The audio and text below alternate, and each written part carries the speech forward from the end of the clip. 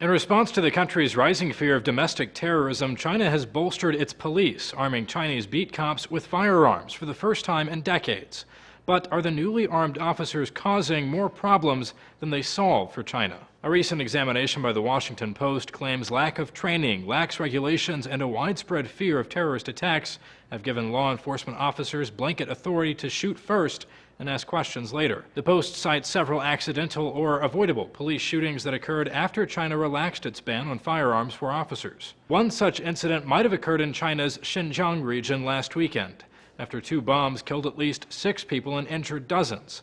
Security forces responded by opening fire, and at least 40 people described as rioters by state media were killed by either bombs or police gunfire. China first began arming its officers after knife-wielding terrorists attacked a subway station in Kunming on May 1st, killing 29 civilians and injuring 140. The initial police response was criticized in the aftermath of the attack.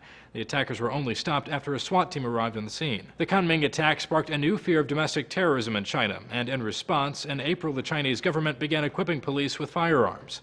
State-run CCTV reported the move was met with broad support from the general public at the time. And the new guns have made for some interesting police propaganda.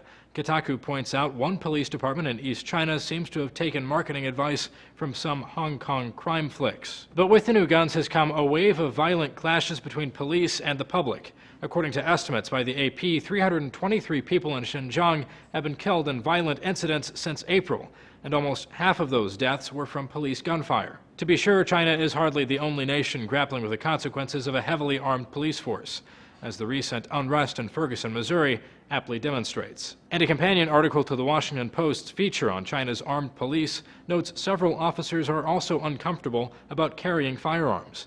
One Chinese officer told the Post you have to worry about it misfiring, about it getting stolen, or someone dying improperly. One last tidbit, China is now one of about 50 countries worldwide that has a regularly armed police force but does not track firearm homicides. For News, I'm Zach Toombs.